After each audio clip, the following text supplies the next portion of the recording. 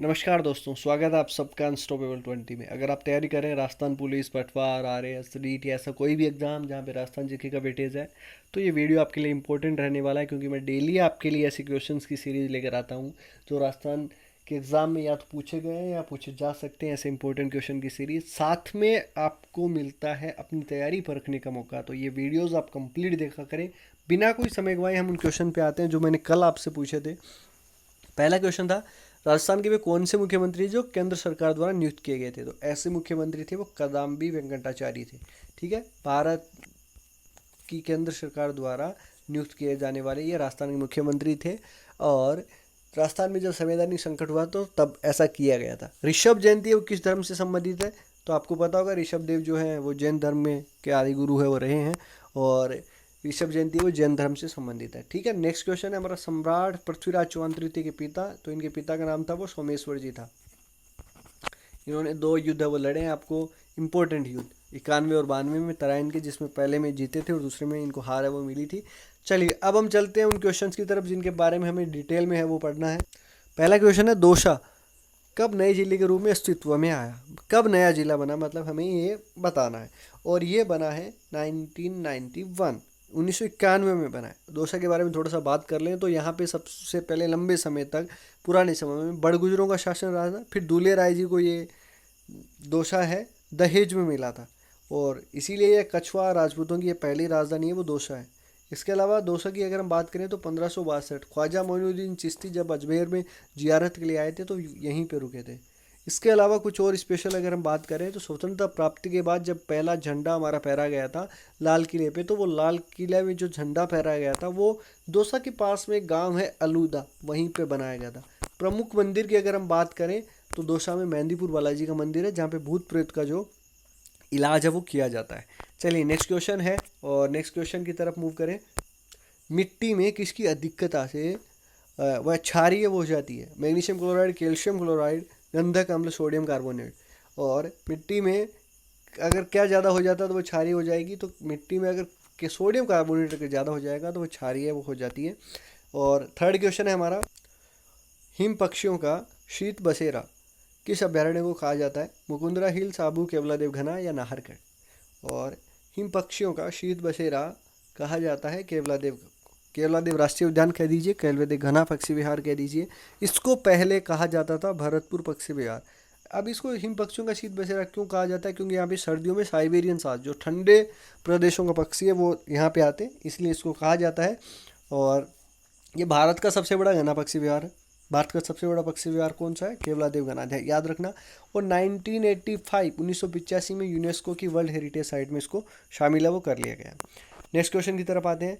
Jatropha Kirkus किस पौधे पौधे का वैज्ञानिक नाम है? तो ये रतन ज्योत को कहा जाता है। इसी पौधे का वैज्ञानिक नाम क्या है? Jatropha Kirkus. अच्छा, इसके अलावा इसको हिंदी में बाघ भरेंडा भी कहते हैं, भगरेंडा भी कहते हैं, जंगली अरंडी इसको कहा जाता है। ये सब थोड़ी सी ऑप्शन की तरफ अगर हम नज़र डालें तो सबसे पहला नाम किसका है? खेजड़ी का। अपने आप पे इंपॉर्टेंट हो जाता है, राजस्थान का राज्य वृक्ष है ये, है ना। और इसका अगर आपको वैज्ञानिक नाम अगर पूछ लिया जाए तो वो क्या है? प्रोसेपिस सिनेरिया।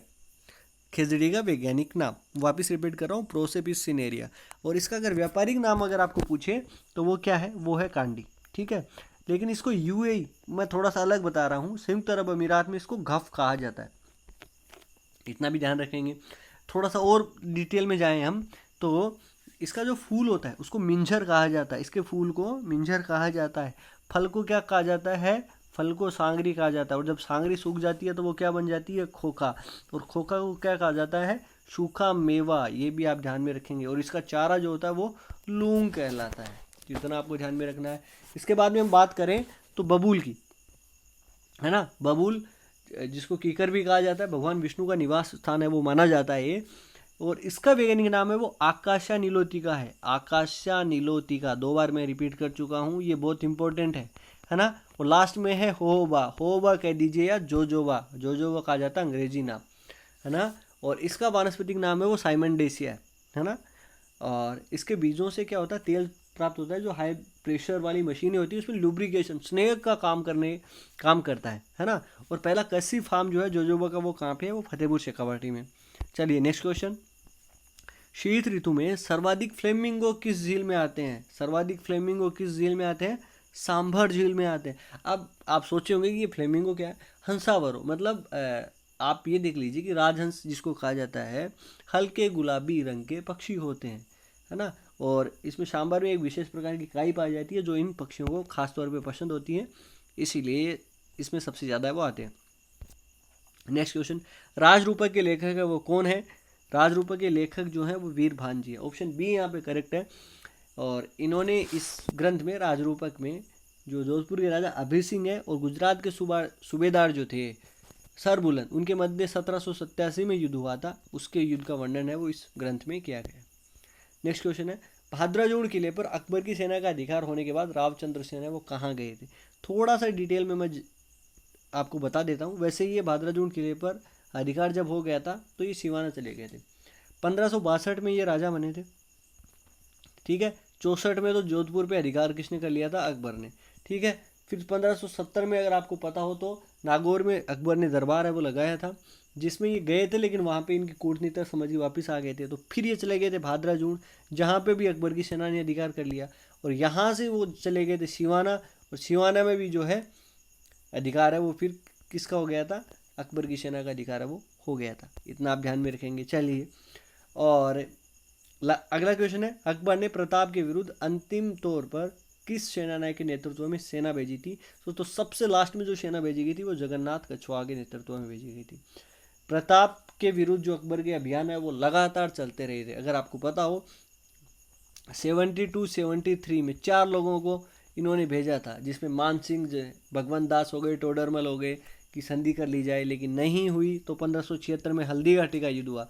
इसके बाद में भी जो शाहबाज खां और रहीम खाना, इनको भी भेजा गया था कि कैसे भी करके या तो पकड़ा जाए या संधि है वो करवाई जाए, लेकिन ऐसा उनकी इच्छा के अकॉर्डिंग ऐसा कुछ भी नहीं हुआ। और लास्ट में भेजा था जगन्नाथ कछवाहा। कब भेजा था अगर मैं आपको बताऊं तो 1584 में भेजा गया था जगन्नाथ कछवाहा के नेतृत्व में, लेकिन तब भी इनको है कुछ सफलता है वो हाथ नहीं लगी थी, और वो लास्ट अभियान था। और अच्छा, इसके अलावा प्रताप के बारे में, राणा प्रताप के बारे में बात कर लें तो इनका बचपन का नाम क्या था? वो कीका था। ये भी आप ध्यान में रखेंगे। चलिए नेक्स्ट क्वेश्चन की तरफ आते हैं। लोहारू कांड कब हुआ था, मतलब कब गठित हुआ था? लोहारू कांड के बारे में अगर हम बात करूं तो ये जो लोहारू कांड जो हुआ था दोस्तों, ये हुआ था 8 अगस्त 1935 को। तो अगस्त 1935 यानी कि ऑप्शन सी जो है मेरा यहाँ पे ठीक है। इसमें क्या हुआ था, सिंघानी गांव में लोगों ने जगात का विरोध किया था। जगात क्या होता है? ऊंट टैक्स। उस टाइम नवाब ने बहुत सारे टैक्स वो लगा दिए थे, तो उसका विरोध किया था, और फिर नवाब ने के सैनिकों ने गोलियां चलाई, तो 23 जो लोग हैं वो शहीद हुए थे। ये आपको ध्यान में रखना है। अगले क्वेश्चन की तरफ आते हैं। गरासिया, मीणा आदि जनजातियों में पुरुष निम्न में से कौन सा आभूषण कान में पहनते हैं? तो कान में जो पहनने वाला जाना आभूषण जो है वो मुर्की कहलाया जाता है। अच्छा, ये ऑप्शन ए में जो है वो रखन है। रखन कौन सा आभूषण होता है?